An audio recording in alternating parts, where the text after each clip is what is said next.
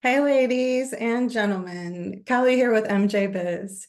Thank you for joining us. Today, we're jumping straight into blunt conversations with our absolute bomb panel of female leaders in cannabis on how they've found successes and overcome challenges in the male-dominated cannabis industry.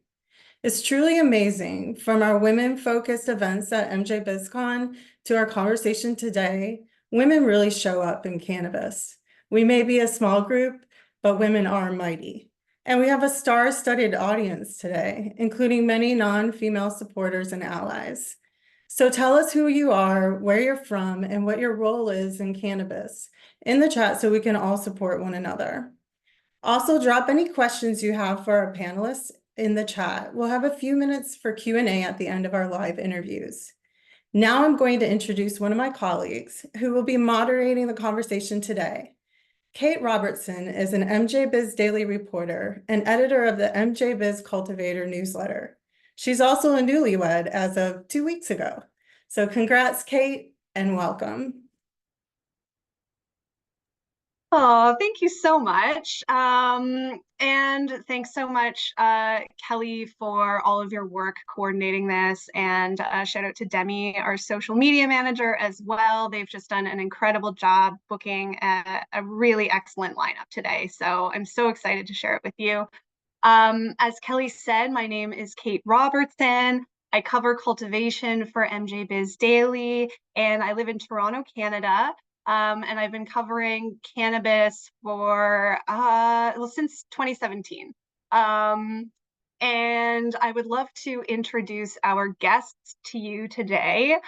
We have Tara Joseph, the co-founder and CFO of Big Plan Holdings. Caroline Phillips is the founder and executive producer of National Cannabis Festival and deputy director of Supernova Women. And Dr. Shonda Macias is the CEO of Women Grow. We have Susie Plasencia, the founder of Latinas in Cannabis and the co-founder and CMO of Mota Glass. And Luna Stour, the Chief Impact Officer of iSpire Vape Tech. And finally, Laura Fogelman, the VP of Communications and Public Affairs at Hacks. Thanks so much to everyone for joining us. I would love to go through a few slides first to sort of set the scene a little bit. So we've pulled some interesting data here from both our own DEI report, which was written by my colleagues Andrew Long and Chris Kasakia, and also some data from other sources. So women in the U.S. workforce is at an all-time high. 77.8% of women, according to the Bureau of Labor, are in the U.S. workforce. However, the average pay per dollar is just 82 cents for every dollar that men earn, according to the Pew Research Center. And Kelly and I were noting earlier today that there's been little progress since 2002 when it was 80 cents. Now we're going to look at cannabis ownership by group. We can see that in 2023, 16.4% of women were owners of businesses in the cannabis industry, and 18.7% for non-white owners. And okay, moving on to minority executives in cannabis. So in 2023, 39% of executives were women, according to our DEI report, and 24.3% were not white. And we're going to talk today a little bit about connecting with women cannabis consumers. 37% of women consume cannabis. 65% of them say that they feel they must hide their consumption. And 91% of women say they purchase from a legal dispensary. That seems quite high. That's good job, everyone. 32% spend more than $100 per visit. 57% prefer a female bud tender. That's super interesting.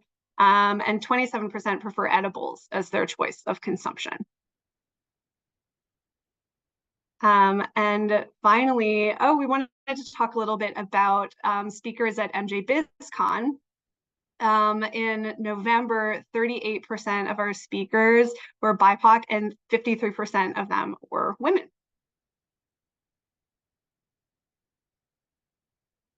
All right, thanks so much. Okay, I'd love to talk a little bit more about the C-suite and founders, since we have so many incredibly accomplished founders and executives on this Zoom call. And I won't make Kelly bring these slides up again, but we did notice that according to our survey, the number of both women executives and non-white executives had returned to pre-pandemic levels.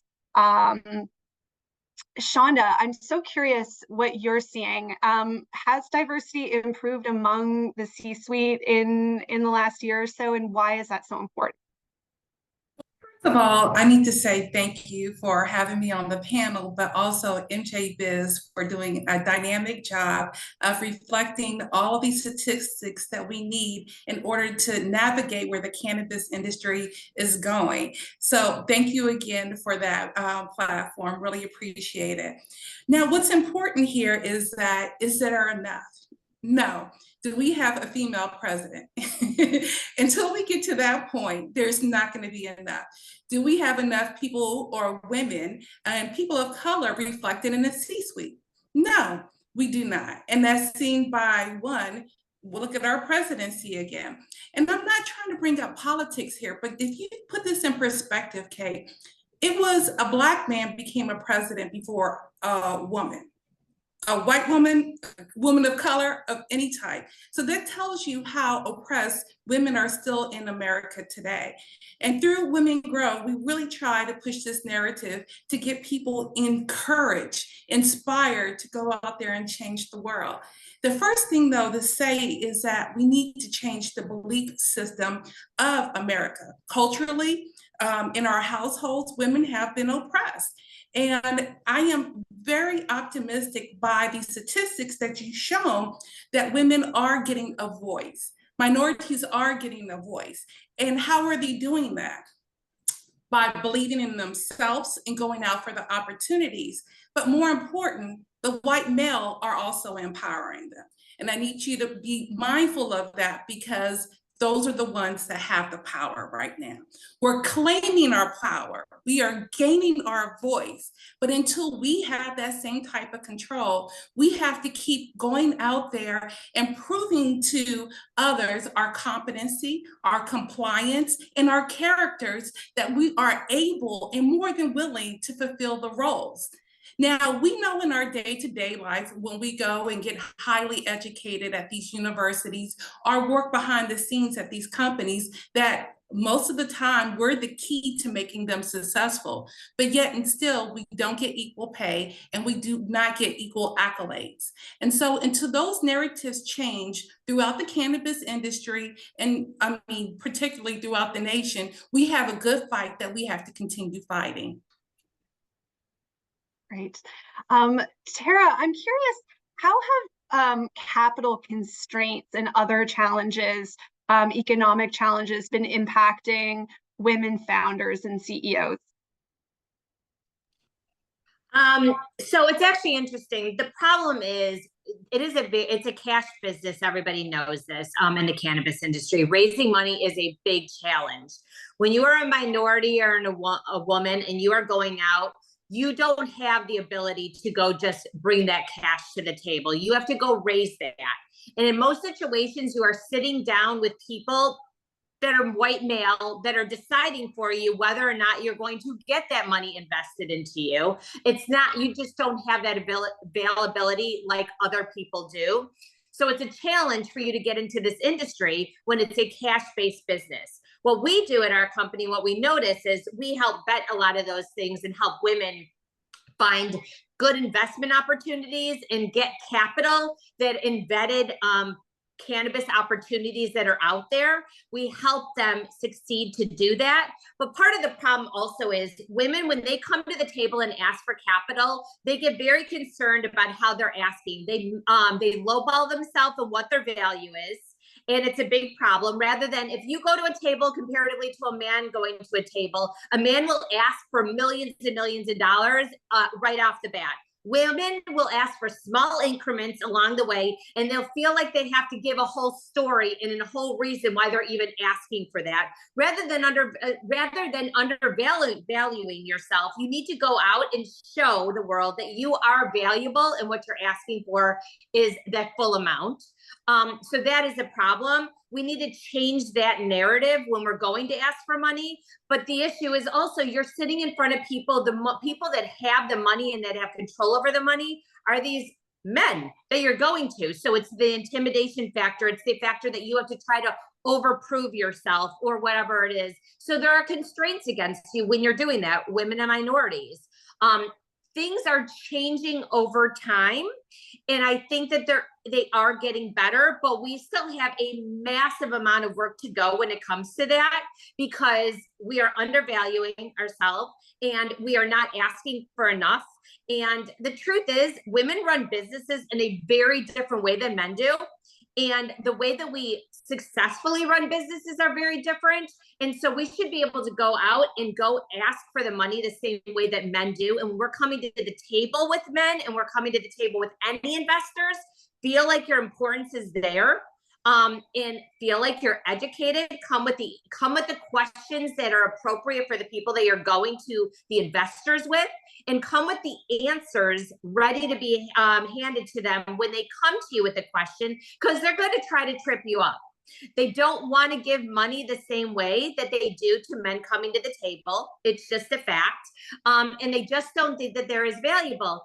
And we are. So those are some of the things that we're seeing in our business, and we're helping women help vet those the cannabis industry to get them in the right place and with the right people to get investment opportunities that they rightfully deserve. Caroline, I'm curious, could you tell us more about Supernova Women and how the organization is empowering Black and Brown people to become self-sufficient shareholders? What is a self-sufficient shareholder, and how is the organization empowering? Absolutely. Supernova Women is a nonprofit that was started in the Bay Area. We are a working board of 6 women, all owner-operators in some capacity in the cannabis industry. And we work through data collection. In 2022, we released a social equity impact report that was a nationwide study on the return on investment for social equity programs when they're run correctly, community building, and also workforce development. We have in the past helped run through grant programs, workforce development programs for the city of Oakland. Great. The DEI report breaks down the industry by categories, and it's really interesting to see in most of the categories, whether it's retail, manufacturing, that there's lots of diversity among the non-executive staff, and then once you get to that executive level, it really declines dramatically. Susie, I'm curious, is this just a matter of time? Is the funnel full of, future CEOs and cannabis industry leaders? Do we just need to be patient? Or are there other barriers, do you think, that need to be overcome?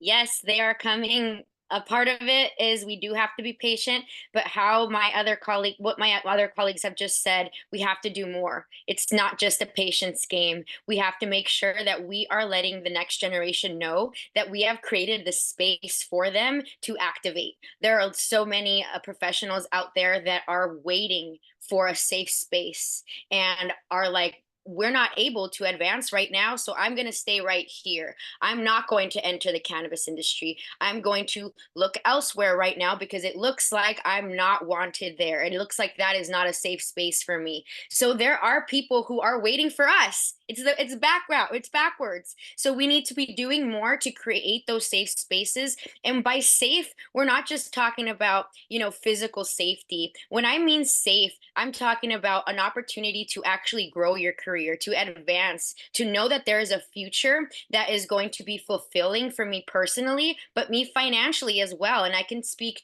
for my journey as a Latina entrepreneur and so many other women of color. We're looking for generational wealth. We're not looking for that job where we are getting paid very well. Well, what does well mean? What has well meant in the history for women in any industry, and what does that mean for the future? So yes, we are patient because a lot of the next generation is building right now, but we need to do more to make sure that they have the green light to continue to pave for those opportunities. So we are looking for those diverse opportunities, but what are we doing and what can we do to put that green light to not leave the industry? When we look at those stats that you provided at the beginning, we look at stats becoming the reality, right? They're also looking and identifying what path we are going towards. We've seen the stats change. Women will leave the industry if it is not safe for us. So we need to do a lot right now and be proactive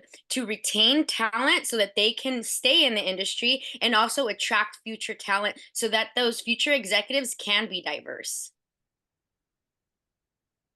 I'm seeing a lot of heads nodding. Laura, I've been thinking a lot about the glass cliff theory, maybe because I also work in media and it's another very challenging industry. And we have seen quite a few women get appointed to leadership roles in recent years. But a lot of the time they're appointed to lead companies that are in trouble. There's a theory that women are kind of set up to fail in this kind of environment. I'm curious what your take is on that.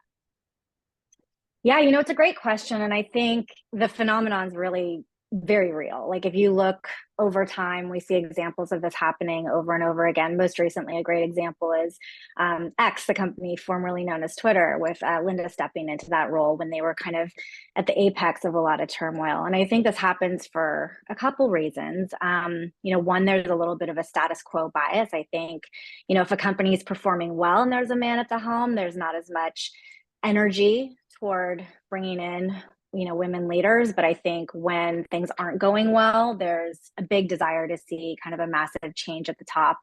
But also women are really good at fixing things. A lot of the moments of turmoil require really strong soft skills, things like collaboration, creative problem solving, active listening, not just hearing, but listening to really get at the crux of what a problem is and be able to bring solutions to it. Our brains work differently, and I think we're really poised to be successful. That said, I think oftentimes women are dropped into these roles when things are very tumultuous and tend to be set up for success, and potentially on the flip side of that can be the fall person or ultimately be blamed for the way things shake out. But I think taking a step back, we know this phenomenon goes away when we have more women at the top to start. So that's where we need to work toward. And when you look at the moment that we're in right now, we're facing challenges across the board. They say never let a crisis go to waste. And I think crises are often the moments where women have great opportunities to ascend to leadership roles, to take on new opportunities. And so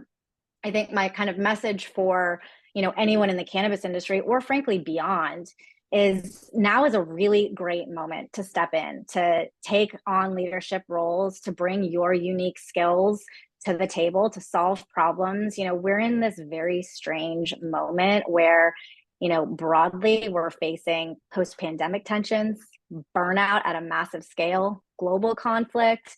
Our democracy is at risk. People are facing unprecedented mental health and financial stresses, climate change. Like there's so much happening. And then you layer on all of the challenges of the cannabis industry specifically. We're still not viewed as legal by the federal government.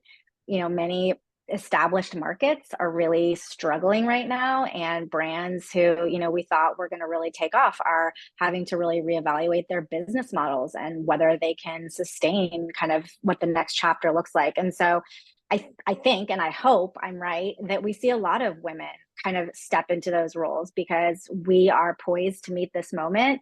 And I hope everyone, you know, looks around whatever environment you're in and figures out ways to elevate women, because we're going to be essential to really solving some of these big problems. One of the categories that caught my eye that the survey looked at were the ancillary categories like technology or services. And I will acknowledge the sample size that we were surveying is pretty small. The margin of error is probably sizable in our survey when it came to this particular concept. But I'm curious, Luna, if you think there is more diversity among leadership teams in the ancillary world, and why you think that might be, or why you don't think that's true. Yeah, just to echo what a lot of folks said, I think that at the inception and, you know, as the DNA is being created for a lot of these companies or business models, women weren't at the core. So a lot of these things we're seeing are downstream, right? If we're not at the table at the outset, the whole framework and the ways that decisions are being made, perspectives, voice, all the things that Laura just mentioned too about our unique abilities to problem solve is huge. So I've been in the cartridge sales for over a decade, really been in the kind of more of the tech side of things, extraction, testing, manufacturing. And obviously, I mean, the elephant in the room with ancillary is we're not really in the cannabis industry, right? We can bank, we can write off 280E, we can advertise. We're not being banned as easily by Meta, things like that. So I think that, you know, to a couple of folks' points about, you know, the barriers to entry and around the financial, emotional safety of entering into the space, I think that that's a huge piece of it is, you know, are you going to go into it if that means that now, you know, when I was working for Jetty Extracts, which was tied to a license in California, I couldn't get a loan on my house. I couldn't refinance my house, things like that. Or, you know, availability of PPP loans, insurance, things like that are all huge. So for women who are, you know, considering moving careers into the cannabis industry, I think ancillary is a nice kind of lily pad hop before you go fully into kind of being, you know, blacklisted or on, you know, wearing the scarlet letter of cannabis on your chest. I think that for me, that was a really important move for going from plant touching to not plant touching, to be able to secure loans, to be able to have more financial security.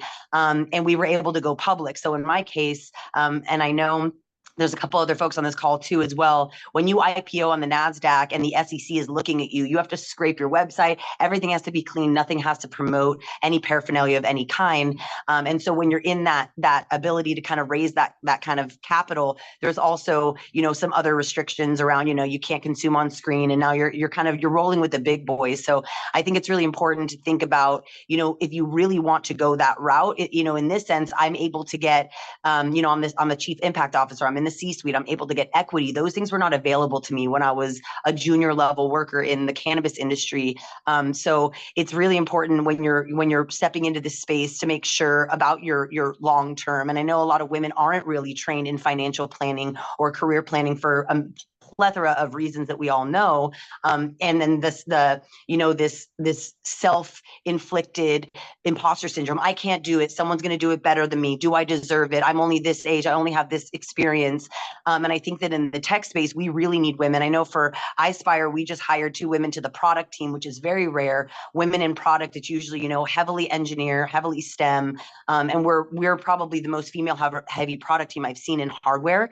And over the past few years, I have seen a huge uptick in women in the hardware space. A lot of our, we don't really consider them competitors because we're all so friendly. We're such a small group of operators that we all actually get along really well and share ideas and support each other. But when I first started, 4 years ago with iSpire, I didn't know any other male equivalents of myself in this space. And now, 4 years later, you look around the trade shows and a lot of these folks are representing, the females in the space, not just on a sales rep level, but in really high decision-making levels and equity holding positions, which is really important when we talk about women in the industry. It's not just a female body in a role. It's what's the power of that role, and are they going to be building generational wealth for their families?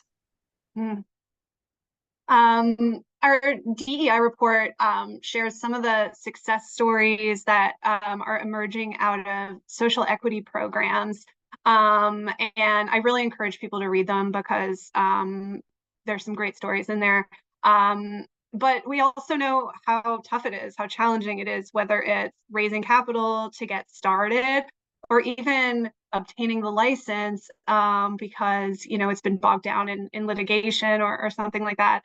And I will also say it's something I've kept a close eye on also because I'm in Canada and we don't have any social equity programs up here. When I first started hearing about them in the US, I thought, oh, how embarrassing for Canada that this wasn't even something we thought about. Now that I've seen some of them unfold, I've thought, okay, maybe maybe it sounded really, really good, but is actually much more difficult to execute well. And I think a lot of regulators are you know, in the midst of that right now. Susie, I'm curious what you think about social equity programs. Where are their successes, and where do you think there's room for improvement? Yeah, I think there's a lot of success that's been achieved through the social equity process. Ultimately, it's really great to see so much like advancement there, and there is a lot of support. However, where I think there's an opportunity to really, really expand is bridging the gap between the disconnect between a lot of legislative bodies and a lot of the actual people on the ground floor doing the work in social equity. There's so much disconnect in the two, and you see situations that come to play that ultimately the folks, the operators, the people who wish to operate, they're dealing with the brunt of that disconnect. For example, there was a situation out in Sacramento a few months ago that I saw where there were some folks in line to get a license. And because of the disconnect going on with the higher ups in the legal aspect of things, they were booted from actually receiving that license. So then those people who were booted are having to pay for, you know, their fees monthly for a building that they can't even operate yet. And they're having to explain to the people in power why that's wrong when everyone else sees that that's plainly wrong. So is social equity doing great things? Yes. Is there a lot to learn? Absolutely. But I think we're getting there. And I think having these conversations and having more discussion around where social equity should be and what the people, the recipients for that truly need, we're still understanding that. Hey, I'm gonna jump in there. I want to put this in perspective. We're in the federally illegal business right now. Our 280E tax laws keep all of us that are touching the plant, including myself as an operator for National Holistic, been operating for 10 years. You cannot make the type of money that people think they can with the 280E. It has impacted all of us. But what is so important about social equity is that when it does legalize and you are in a position, you will make money. And that's where we really need to focus our social equity applicants on. Maybe it's not the today, but it's get yourself ready because legalization is going to happen. It's just a question when. And like Susie said, once we align the right legal bodies, legislators, political parties with the right social laws involved with cannabis, it's going to turn on like a light switch. And all these people that have this opportunity, if they do not hold on to the long-term play here, the long game, they're going to miss that opportunity for generational wealth. This is just the weeding out period. This is for the people who really want it, who are in it for the right intentions, the ones that really want to make a difference. They want the opportunity and will do anything necessary to see it to fruition. And what is so good about this? Women are so dynamic. We are endure all. We can sustain this. And having a foundation or a company with women leadership is the key to your long-term success. I've seen how many men have folded in terms of being held up against the wrong turn, as we had Laura talk about, and to give all the problems to the women. Look at your household. Who really is the one is the problem solver? So again, get in position, social equity. Period. Women are a part of social equity. I want you to know this. Some states, there are different rules, but we are still included in most states. Get yourself in position. Caroline, do you have anything to add to that? And then Luna, I'll get to you after that, if you don't mind. You know, I definitely agree with everyone who just spoke. And I think I'd like to add that this is where I think that women-led organizations come in. And that's why organizations like Supernova Women and Women Grow are so important. I think that one thing that we've learned in this industry, and also just watching so many social movements unfold across the United States, is how important that the people leading the movements to get the rights that they need are the ones actually leading the movement. So as women, we're the ones that can actually reach back and help one another. And I love to see the more and more women-led events popping up. I love to see more and more women-led panels popping up. And I think that, you know, with organizations like Women Grow and Supernova Women, we're really starting to have some resources in place and networks in place that can help us all help each other.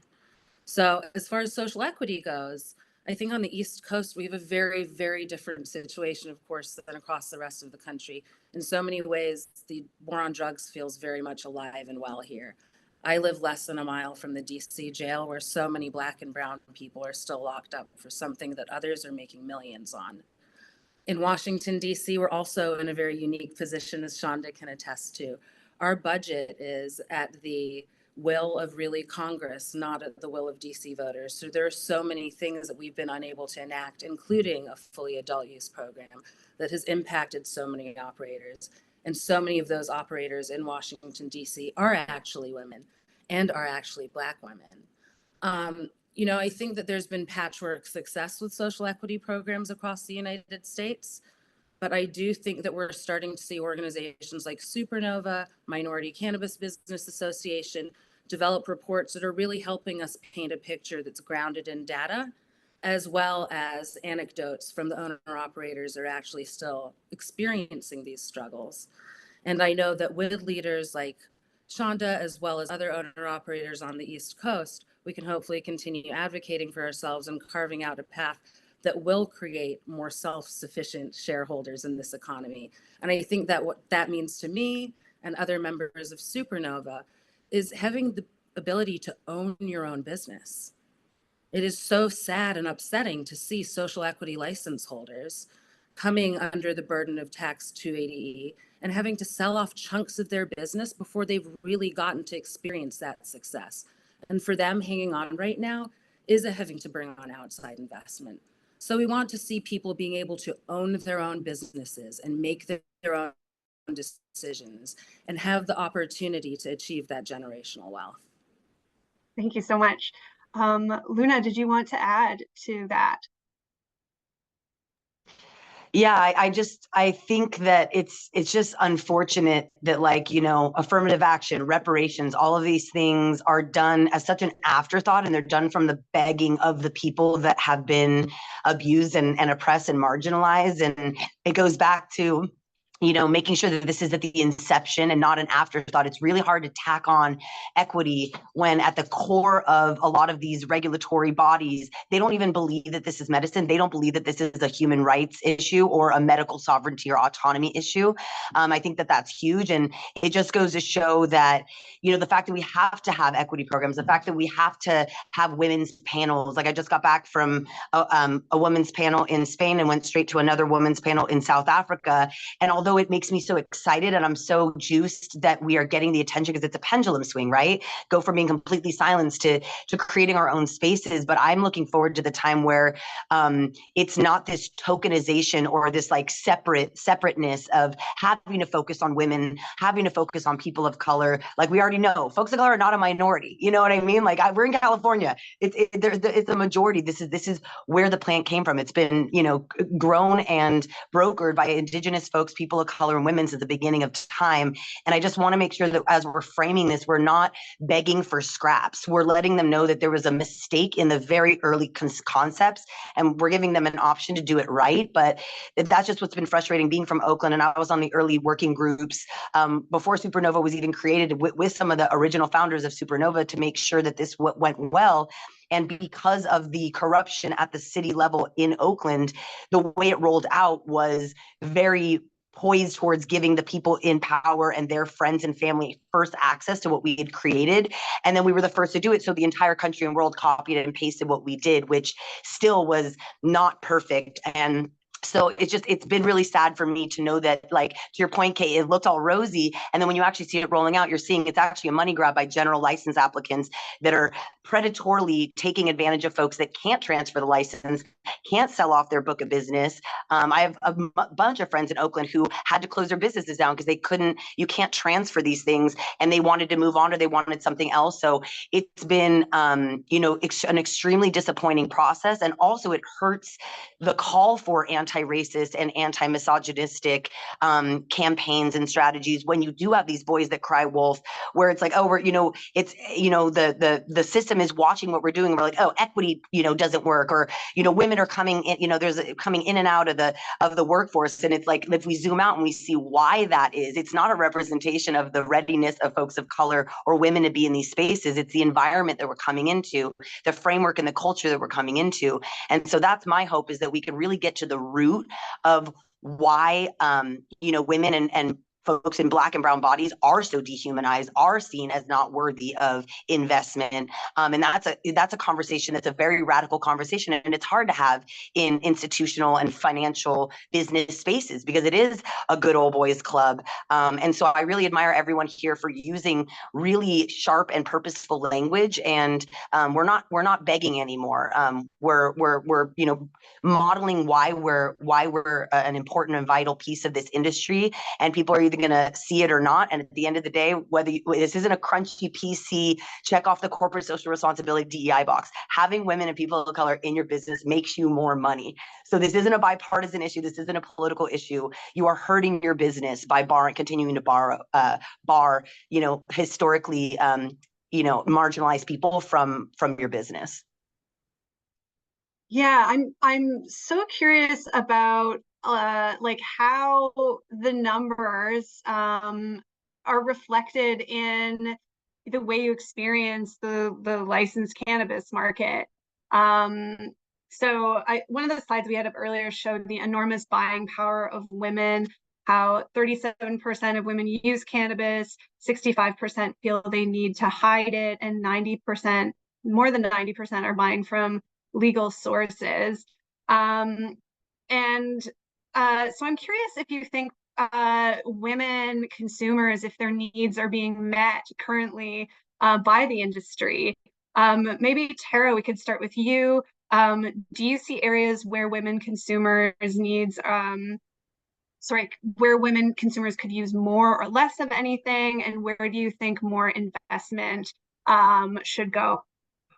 Yeah, I mean, there's always a need for it. I think part of the issue is I think we're missing that 25 to 35-year-old. I think there is a big need for that. First of all, drinking isn't as big as it was back in the day. People are trying to get away from drinking, which is why mocktails has become so important, right? It has become trendier in other ways. And these young people, I'm going to say young people because it's also young women too, but young people, I mean, they are choosing things like these cannabis beverages and things like that in an industry because they are trying to get away from the drinking part of it. I think that it is a missed thing that we're missing out on. I think we are not targeting the right audience for that kind of stuff. They're also they're trendsetters, that age group, right? They do a lot of the marketing, they're big trendsetters. And part of it is because of their education and because what we brought to them in social media, they have this education of trying to get away from things like all the other drugs and like the drinking and everything else. It's not good for themselves, and trying to come up with an alternative thing. So I think that is definitely missed. Women over the age of 50, I think it's a very missed group of people. we, meaning me and other women, are dealing with things that, there's health issues, there's things that are changing. You're going through menopause, it's not spoken of. You're going through all these hormonal changes that honestly, we don't really market towards, right? Because all of that, we still keep there very repressed. We don't want to talk about menstrual cycles. We don't want to talk about menopause. We don't want to talk about all the things that go along with that. And so we're missing markets for that. And women over 50 are a huge market. First of all, they have the cash and they have the money that they can afford what they need, but they also don't want to take all the other stuff that they're taking. So I think we're missing that kind of market also. Which is unfortunate because, again, going back to when it comes to women issues, we keep those down. We don't want to discuss. We don't want to know about it. So I think those are the two groups, truthfully, that we're missing. The middle ground, I think we pretty much have a good, idea of what we're looking to market to. But when it comes to women over 50, and I mean, honestly, women under 30 too, those are truly the two age groups. I think that there is a big miss when it comes to marketing strategy, products specifically. And on top of it, we also have to remember a lot of the marketing that's done for this stuff and the branding that's done is done by men. And it's very hard to market to women specifically, to know what their bodies they're needing, to know what they're looking for when they're going to purchase something on a shelf, and what that needs to look like as far as the branding of something. So we are missing all of those things when we're going into it. And women are a massive part of the purchasing industry. And they also are very much protected because there's moms and there's whatever there is. We're very protective of what we're going to give to our own families, our own selves. And we are the ones that go out and purchase those things. So they have to be marketed properly and they have to be designed and branded properly. And honestly, we have to also hit those target markets. Those are like the things that I think that really are truly missed. Amen. I'm seeing a lot of heads nodding. Susie, did you want to add to that?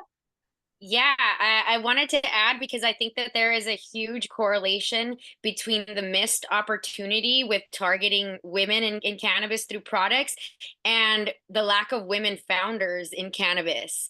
I think there is that huge correlation because what you'll see oftentimes is when there's a woman founder or the woman built the brand brand usually has that essence with it. And through that essence comes that representation. So women in general are so diverse, right? With backgrounds, our ages, but also the things that we choose to be about, right? There's so many things that we represent. So where there can be so many niche brands that are women-led, women-owned to truly capture the full essence that it is to be a woman, right? So there could be brands in the future that are women-owned that are niche and focused on the big aspect of everything that it means to be woman and all the different facets that we represent. So I'm a big advocate for women owned for that aspect so that we can have truly authentic brands that truly capture the essence of women in their true capacity. So I'm excited for what's to come, and I'm excited for those future brands because when those brands come is when we're going to see more women coming out and purchasing even more. I don't think we have truly captured the power of the women dollar. Laura, tell us more about the tech side. Are women's needs being met by the tech that's available to us in the industry right now? Well, I think just to kind of echo what everyone else has been saying, the short answer is no, women's needs are not being met. But the good news is that tech is kind of one pathway through which they can be, and they increasingly are being met. And so I think, when you look at, again, the industry, Gen Z women, fastest growing segment, full stop.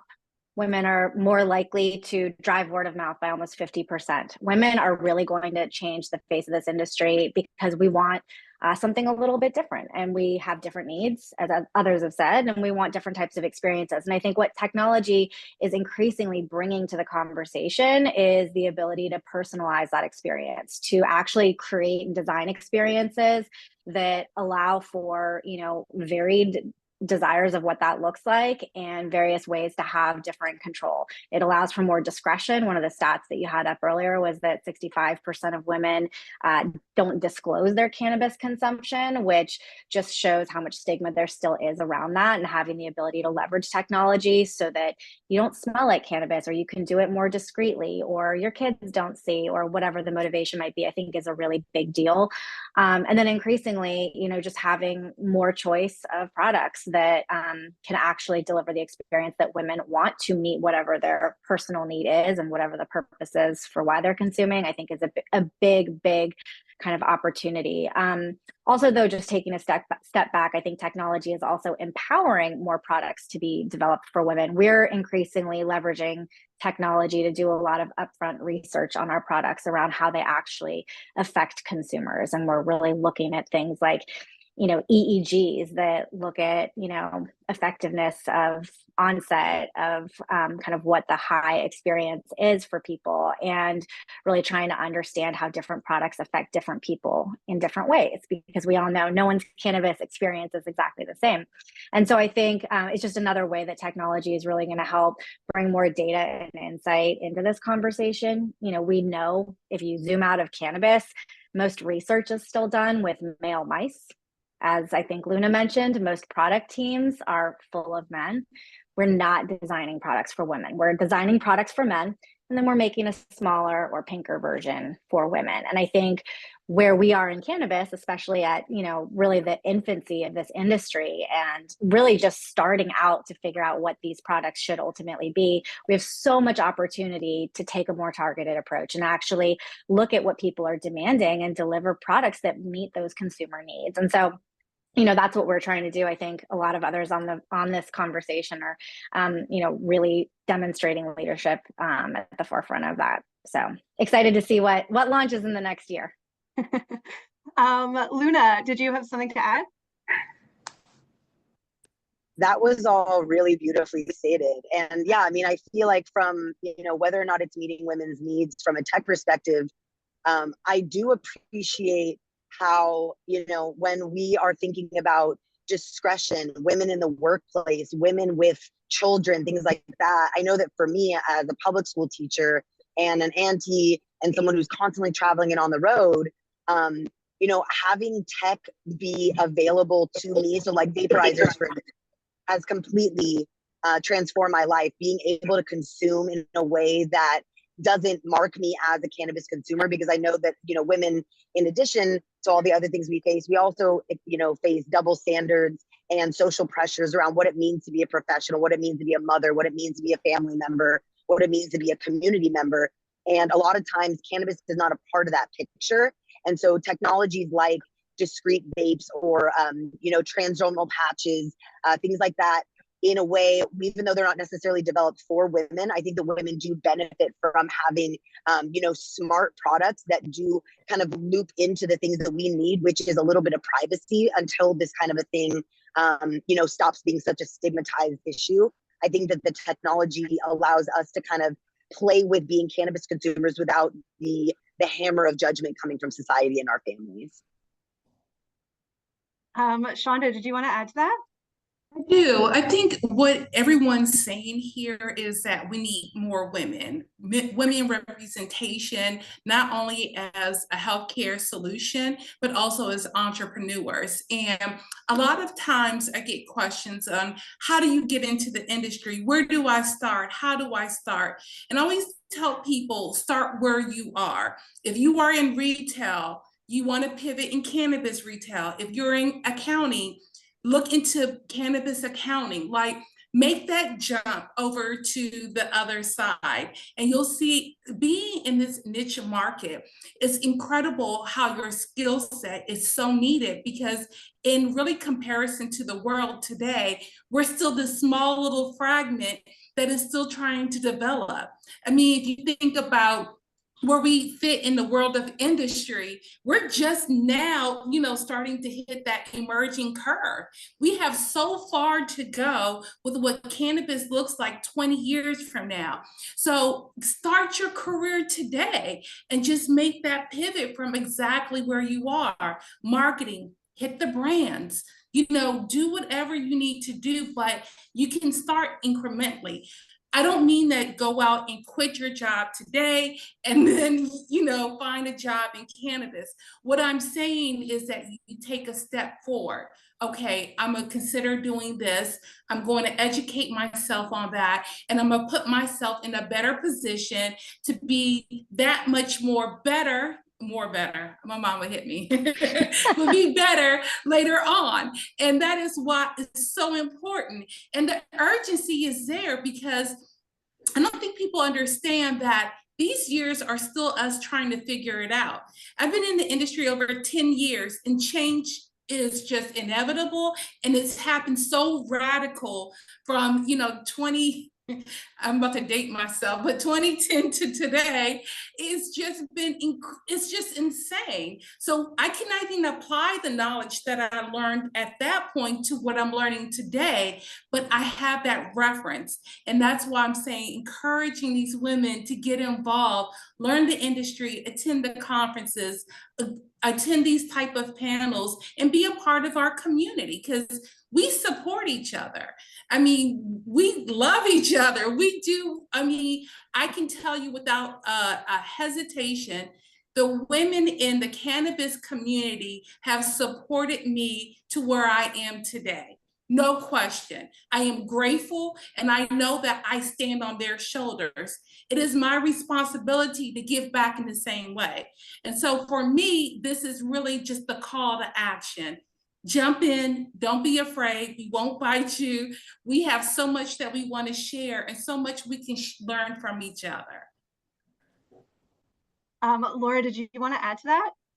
Yeah, just to kind of take a quick step back, because this is such a soapbox issue for me, and Tara sort of nodded to this, but the need is there. And I think oftentimes a lot of women's needs in this area, we don't talk about enough. And so there becomes this perception that the need isn't there, or that there's not enough of an addressable market to invest in research or product development.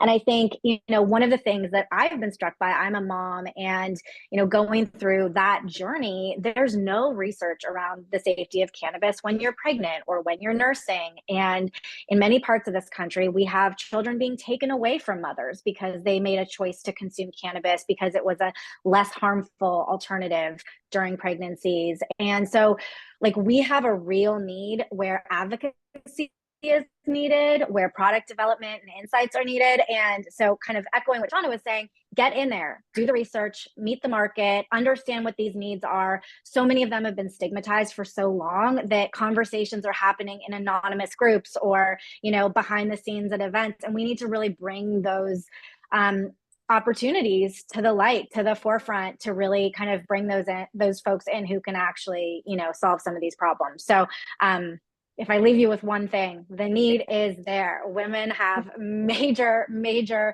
buying power and a lot of opportunity to deliver products that actually meet those needs. Caroline, I'm so curious about your take on spaces, gathering places for women. You're the founder of the National Cannabis Festival, and do you think that women have safe spaces and we're talking consumers now and less employees in the industry? Could that be beneficial, and how are you navigating that? I think there are a lot of different ways that we can talk about safe spaces, but I think one thing that's important to point out when I'm talking about National Cannabis Festival and what we do to create safe and accessible experiences for people is that we may be probably the only cannabis event of our size that is owned and run entirely by a team of Black and brown women. And I like to think that as natural caretakers, a lot of what comes out of my team is evident through many, many things about National Cannabis Festival. Through our marketing, through the way we talk about our event, through the kind of programming that we have on site, through the fact that we have things like an LGBTQIA plus lounge, veterans lounge, seniors lounge, and things like that. But, as women in the position that we are, where we're able to produce an event that touches so many people, we know that we really also have an opportunity to set a standard for the kind of spaces that we create for women to thrive at the festival. We do that through our education programming across the festival site, through inclusion of many different nonprofit and for-profit organizations that represent women's interests, and then through our own efforts in actually building the site. I don't think you're going to probably find another festival in the United States that has hospitality stations that include free tampons. That's something that's just very important to the people on my team. We want every woman that comes on our site to be able to have a great day and a comfortable experience. Then we do also deliberate things. We work with our security team. We work with how we talk to our audience and message our crowd so that people do know that when they come to National Cannabis Festival, this is an experience for everyone to enjoy and everyone to feel safe at, and everyone to feel like they have a platform to share their voices at. That's great. Susie. Yeah, I wanted to jump in and share a little bit more about my experience with women events. So Latinas in Cannabis, my organization, we started in 2020 as primarily a digital community, but within the first couple of weeks and months, the community started asking for in-person events. We weren't looking for that necessarily, but it was very clear that women needed and were asking for safe spaces to consume. So fast forward years later, we're now doing regular events for consumption for people like, you know, the general audience, but we're also seeing bud tenders. We're seeing a lot of, you know, more lower level folks wanting the consumption experience, but a little bit more. But a little bit of networking, maybe a little bit of, you know, talking and discussing about important issues. Overall, what I have seen in the women event space is more of a desire for community, but they don't want to be hit on. They don't want to be sold aggressively by a bro, right? They're not looking to be solicited in other ways. They're looking to just sit and experience the cannabis and connect with others that are like-minded. So I've seen it grow organically, and I see it as something that isn't going away. I have also seen other people acknowledge the power of women's spaces, and I have even seen men create women events. So that is interesting. That's a topic of conversation, but we're seeing the popularity of women-focused events to that end, that others are seeing it. It's important that we are doing the events. And so those men creating those events, kudos to you, but don't forget to involve women at the top.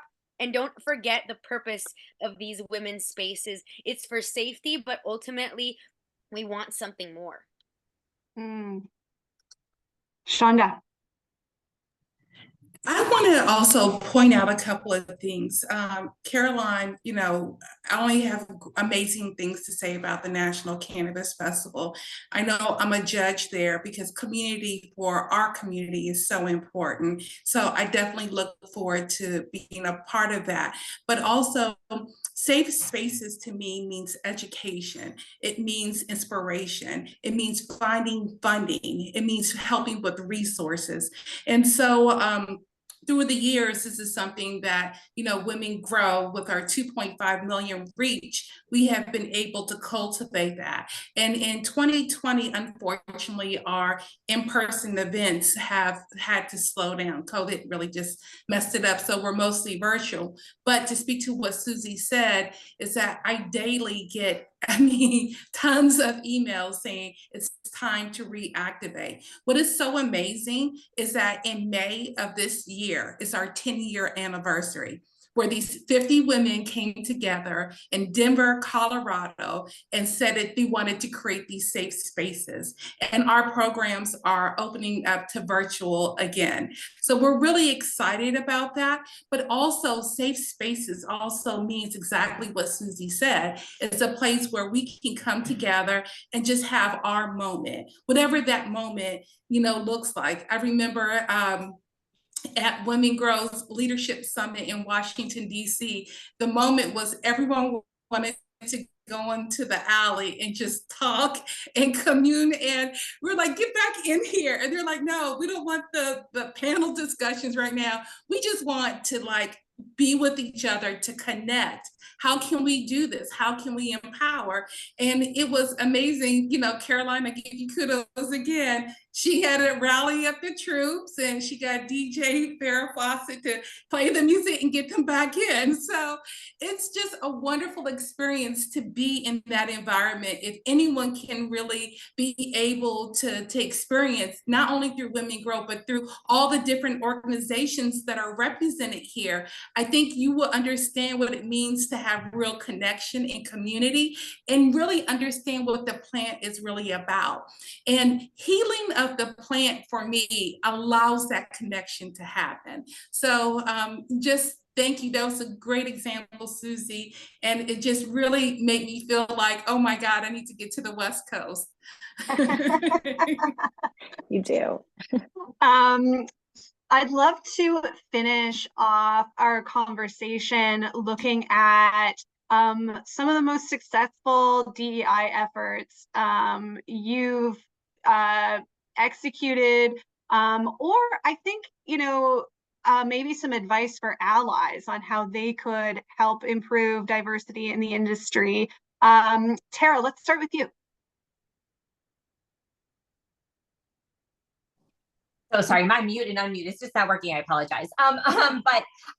So our company doesn't really use DEI. We really are we really are very inclusive, very, very women heavy base. And our thing that we are doing is truly, it's educate, educate, educate. So we bring women together. We just held a women in cannabis panel not too long ago, where we brought different women in from different parts of the cannabis industry. You know, people don't realize that there's so many different professionalized, different job opportunities that are in cannabis in general. And so our big thing is we really try to educate people to help break the stigma, educate people about the benefits in the cannabis industry, just the health benefits.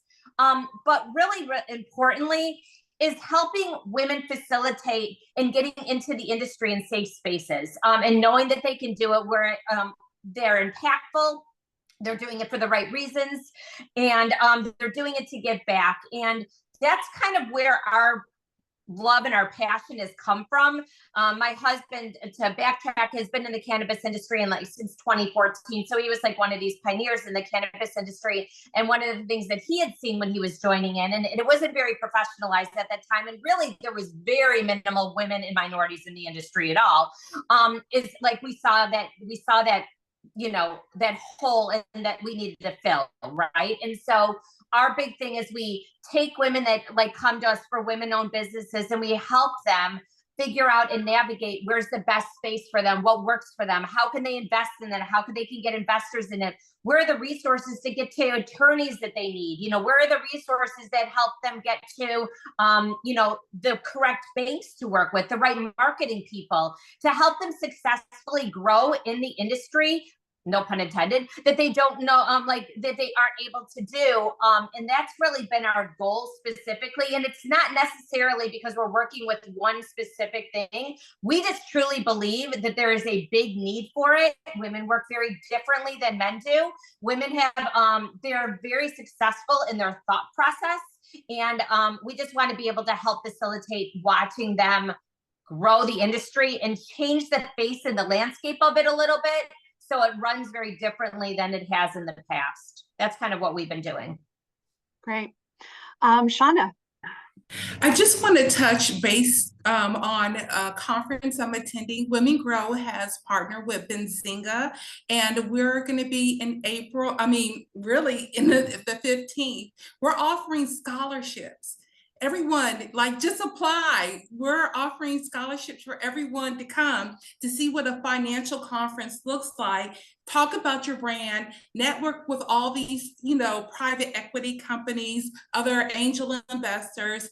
We're going to be there. So when you're there, I just want you to understand, like, you're in a safe space. If there's a question that you have, you pull one of us women aside and we're going to help you figure it out. We have an actual place for us to gather there. We're hosting the opening reception on the 15th, and it should be so amazing. But scholarships are available. We want to provide you with all the education we can. So please go to our social media, Instagram, and find out all the information about it and just apply. And when you get your ticket, just come. Laura. That is such a great example of effective allyship. And I think, when you look at organizations, all of the formal DE&I initiatives are hugely important, whether it's ERGs or policies you have in place. But I think the informal allyship is equally, if not more important. And I think as leaders, being able to evaluate, how are we asking women to show up and grow in their careers? You often hear people say, well, women don't make as much as men, but it's because women don't ask for it. You need to get out there and ask for it. And I think we're constantly asking women to embrace more masculine skills and traits versus celebrating and valuing the, more female oriented traits that they naturally bring to the table. And so I hope that, as we further this conversation, we can shift the mindset inside of organizations where we are valuing these softer skills and also not asking women to be someone that they're not in order to grow and progress in their careers. And so I think that's one piece of it. And then also looking to leaders to say, who can you bring along? And, as you see women achieving things, are you, whether you're their manager or not, are you reaching out to celebrate their accomplishments or encourage them to merchandise the contributions that they're making? And, when you're in a meeting and you see that certain folks haven't had a chance to speak up, are you creating space to make sure that their voice is heard? I think all of those small, but very proactive actions can actually have a really resounding impact across an organization that maybe isn't used to prioritizing those voices. Thank you. And Susie. Yeah, so a lot of big moves are made when you meet the right person. But a lot of times, women, minorities, we have a hard time just getting in that room. How do we even get there, right? So I do want to champion Women Grow, Chandra and Benzinga. I applied for the Women Grow scholarship and I got a ticket. So I will be in that room. This is a perfect example of that allyship, of creating those initiatives that actually move the needle into doing the thing that we are always talking about. We're talking about how do we get women in those rooms. Well, you know what? This program worked and I am going there. This brown girl from LA is going to go to Florida for the first time and get in those meetings. And I'm going to go and meet with these people that 10 years ago, I would have been so afraid to be in front of. But now, because of this scholarship, I'm going to go out there and I'm going to hold my head high and know that I'm worth it, that I'm worth in that meeting. And it was done because of this program. So I thank Women Grow. I thank Benzinga for creating these opportunities for people like me. And now I'm going to get to go. The supporters who have been watching my journey are going to see me go and are now going to be inspired. So when it comes to talking about the trickle down effect and the impact of that, we have created an entrepreneur and we have created 10, 20 more because of this opportunity. So I want to champion this project and I want to let other people know from other conferences, create opportunities to get people like me in that room, because when you do that, it will have that trickle down effect. So that is a perfect example. And I want us all to see that it can create those magic moments. So thank you all. And the impact of that, we're still going to see it because I'm going to create a scholarship program for Latinas Cannabis conference that we're going to do. And we're going to be creating even more entrepreneurs. So let's continue with that. Amazing. Can I just add, just because I have to, in 2015, I was at a Women Grow event, one of my first Women Grow event in the Bay Area. And I won a raffle to go to the 2015 or 16, the Women Grow Summit in Denver. And it was completely life-changing. And I ended up becoming a co-chair of the Bay Area Women Grow chapter after that. So yeah, I have to shout out Women Grow as well. because it definitely brought me when I was like a baby cannabis industry person, and really like turned me out. It was fabulous. And yeah, I owe a lot to that organization. Can I just say one real thing? First of all, I want to say thank you. This is incredible with all you women, but I think you're all amazing. But I just really wanted to say one thing that I think is applicable to any business, and I think it's really important for women, is just that we have to stop feeling like we're competing with each other in industries, and if we're in the same industry, and know that we're here to cheer each other on.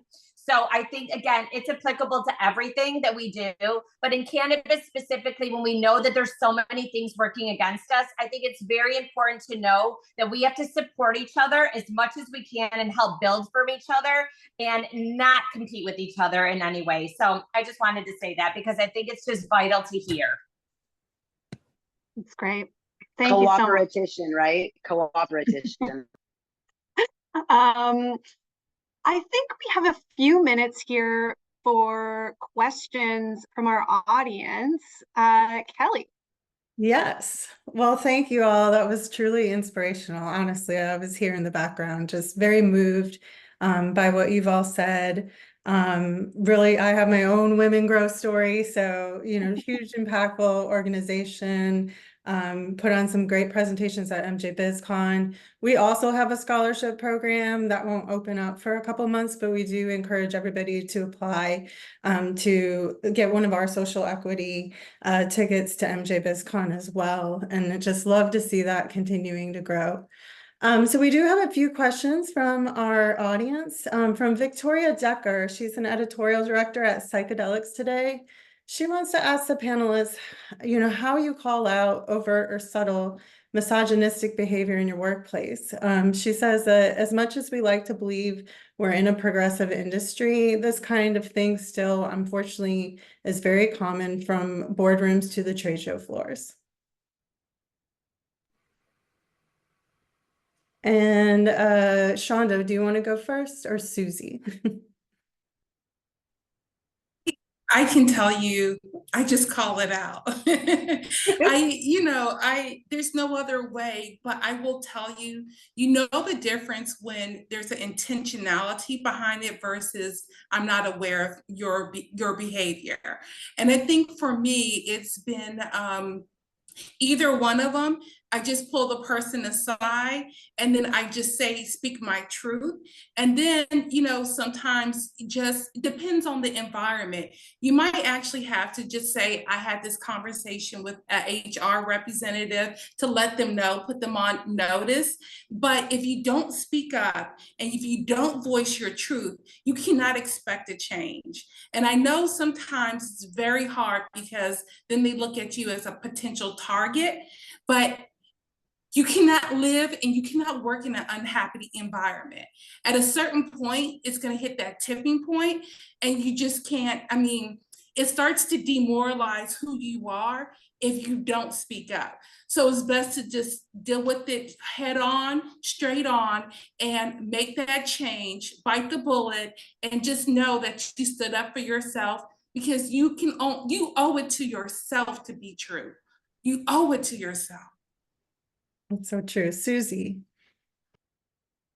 Yeah, I think that one thing that is a hard truth for us to always keep in mind is that misogyny and a lot of toxic masculinity, and in our community we call it machismo. A lot of that, unfortunately, is the foundation upon which a lot of the structures in society that we operate in, that's the foundation that a lot of these things were built upon. So when you kind of understand that truth and you get these situations in the workplace with subtle or sometimes outright misogyny, it's important to understand, like, okay, this is the foundation that we're involved in. I understand where it's coming from, but like Chandra said, you cannot just not acknowledge it or not call it out. The important thing is how you do it. That is the most important thing, because as women, we have the stereotype of being loud, emotional, all of these things that make men or people with the misogynistic foundation, don't listen to us, right? If we are going to call something out, it's, oh, they're going to call out because they're women. But if we do it in a calm, rational, professional way, they have no other way but to listen to us, because we are not following the quintessential stereotypical method that they are used to discounting us with. So when we have these situations and we're put on to them, understand that this is the foundation that our society is built on. So one, but two, we cannot just not acknowledge it. So we do have to make sure that we address it, but we do it in a professional manner. We do it by having HR present or making sure that everything is documented. So make sure that you are acknowledging that, you're addressing it, but you're doing it we're well aware that we have so many stereotypes, and if you're a woman of color, even more so. You have to be very, very careful in how you do it, but it's important that you do it. Thank you. Also, I think, yeah, Susie, that was great. And also I think important too is goes back to, you know, do you have a strong community before the shit hits the fan? Do you already have people in your organization that you do trust? And if you don't, then that's a whole nother conversation, right? Is that if the environment already is so unstable that if something does happen to destabilize it, that you don't have a safe route to legal recourse, that's its own thing. So I think just as a precursor to that, make sure that you do have a good understanding with your C-suite, that you do have a good relationship with HR, that you do have good friends in the community you can ask these kinds of questions to, because, you know, just coming in fresh and not taking the time to build that groundwork out makes situations like this a lot more difficult, because you don't have kind of that foundational network to support you. So I think that it you know, having really good, strong friends that also have executive experience, and also overtly, you know, embedding yourself into the culture of the company, so that when something happens, it's not, you know, throwing everything off, that you already have a really good communication style with your colleagues that will really lubricate the process when something really does go sideways. Thank you so much. Dana Thompson, she's a founder and CEO of Heady Products. She wants to hear more about loan options, either private equity or creative funding as a social impact business, and says as a startup, she's seeking this but hitting brick walls. Tara, could you speak on that?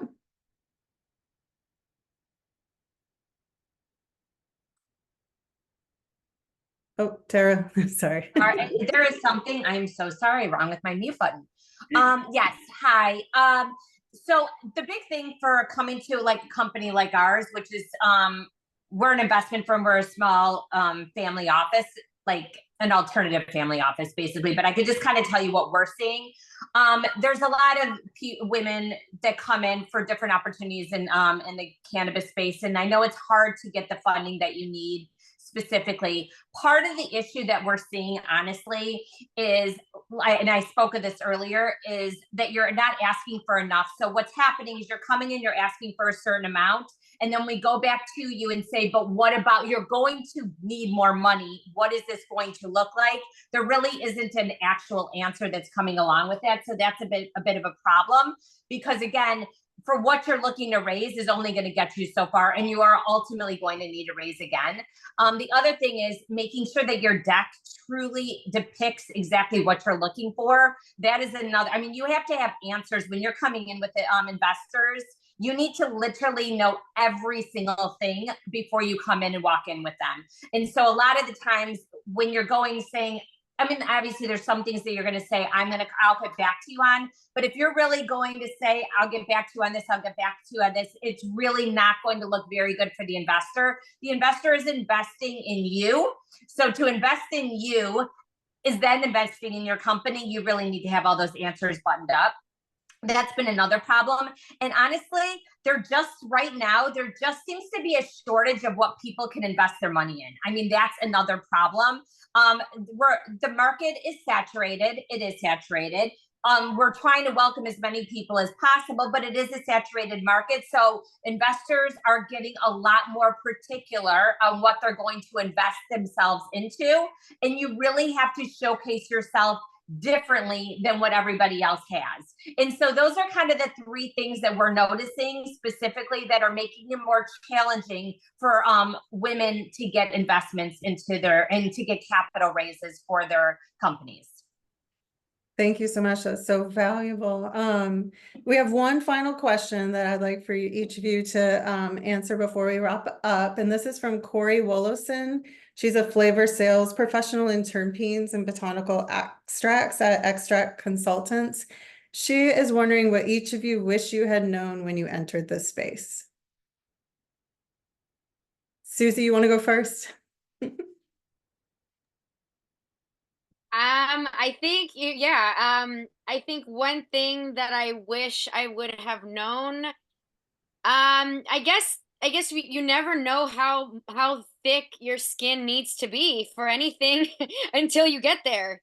And I think it's one of those things where I'm grateful that I have a background in traditional PR to be able to handle crisis situations. But I think that because cannabis is so still in its infancy, when I came in as a professional from other industries, I came in thinking it was as professional as other industries. I was coming from tech and beauty PR.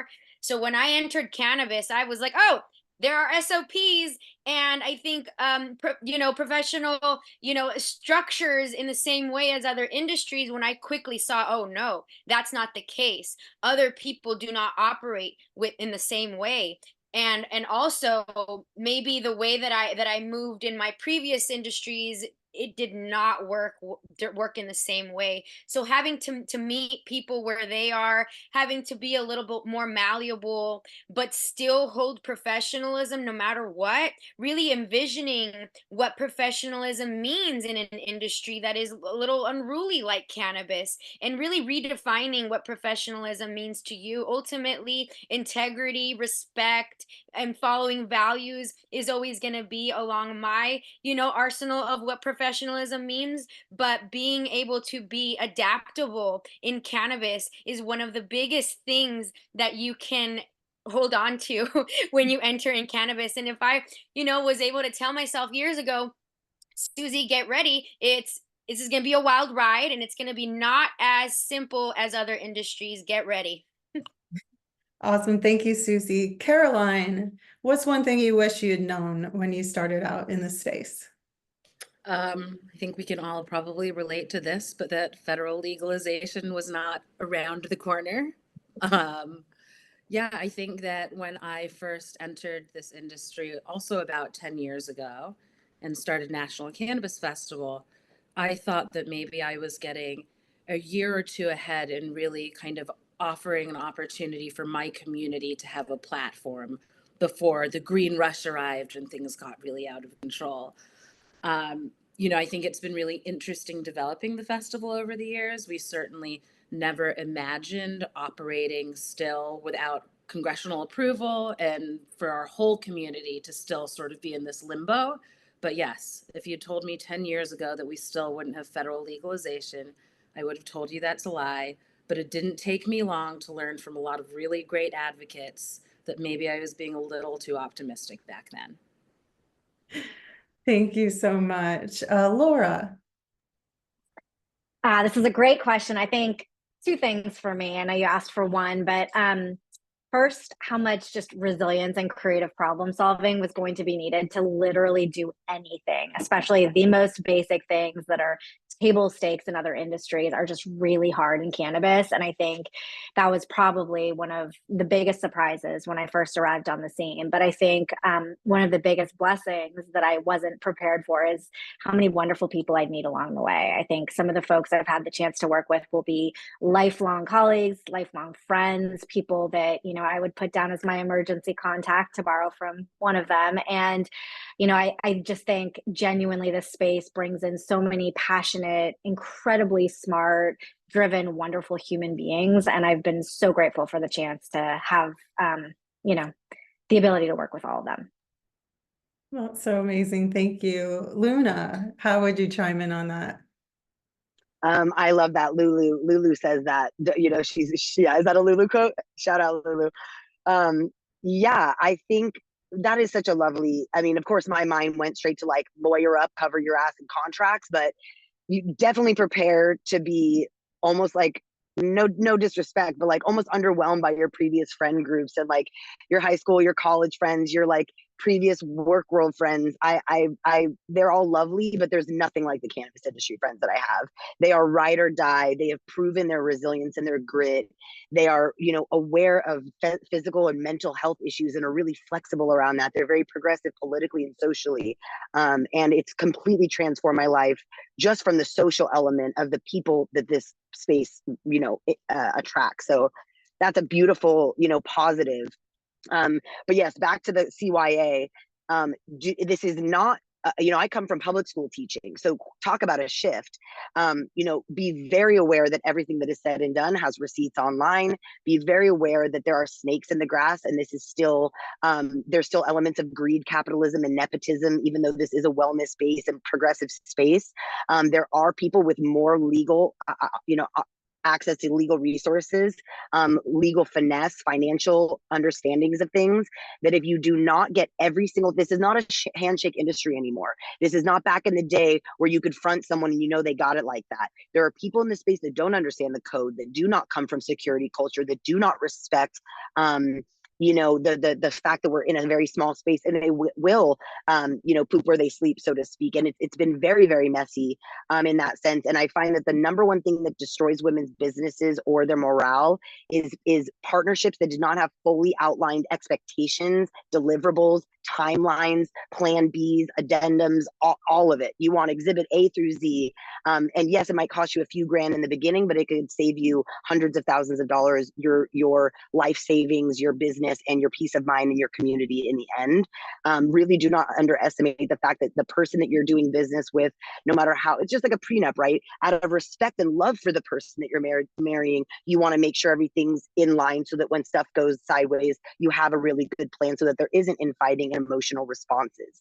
That's what it's been. I've seen that's hurt us the most is we're scared to make it too formal. Oh, well, you know, she's my friend, or he's, you know, we've worked together and all these things. It doesn't matter. People don't even sometimes try to hurt us.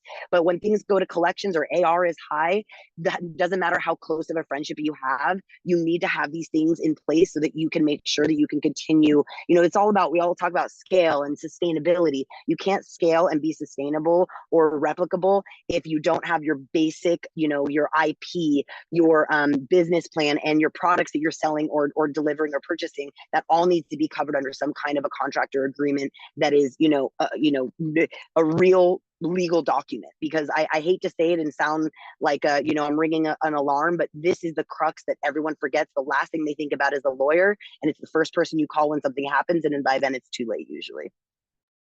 Such good points. Tara, I think it's so cool your daughter is now rising up in your company. What one thing would you want her to know before she started in this industry? Yes, she is. Thank you so much. She's actually going around the country speaking on behalf. She's kind of the first line of defense when it comes to the vetting purpose, vetting for investors and investments for our company. So she's the one that goes through all of it, and she's the one that sees every pro and con that has to do with it. It's actually incredible. But one of the things, she's our partner, and she's my partner in crime. But one of the things that we have both now learned is how many roadblocks there are against you, right? You can't market anything. So even with your purpose being good and with your intention being good, it's nearly impossible. So us trying to even educate people and being able to educate that marketing is completely, it's against you. We've been shadow banned. We've had our mass emails removed. We've had everything that you could possibly think of work against you. And it's very hard. People don't know what they don't know, right? And so you can't reach people. I mean, we're in the South, for heaven's sake. So trying to break a stigma in the South is a whole other world, which is why we're also trying to do these educational panels so often, because we've got generational, we've got political, we've got, you know, everything that's working against you in this cannabis industry. And yet we can't market that we're trying to do it for a good purpose. And I think that anyone that gets into it thinking that you can market it like any other industry, you cannot. It is a big roadblock when it comes to trying to be able to do that. And I think you need to go in with your eyes wide open when it comes to that, because your business will be blocked multiple times for things, even with the best of intentions. And both of us have now seen that our daughter and myself in this industry specifically. Thank you so much, Tara. Well, Shonda, can you please bring us home with some final thoughts on what you wish you had known when you entered this space? I wish I had known how hard it was going to be when you see a medicine really change people's lives. Like when I tell you that it's a miracle, like medicine, I've seen patients come into the dispensary with stage 4 breast cancer. 3 months later, it's done. They're fine. Like I have, and I'm not lying to you guys. Like I have seen miracles with cannabis. I'm not saying all cannabis is equal and all conditions are equal, because they're not. But when you have experience and seen firsthand the mental and the physical changes this plant can bring to people, it's no longer like an option not to tell people and like help other people know that they get a second chance at life. Like, I don't think people understand it. Like we're talking about the business because MJBiz is about the business, but the business is underlined by human life.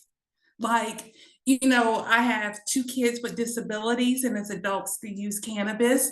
I mean, they would have never been able to live on their own.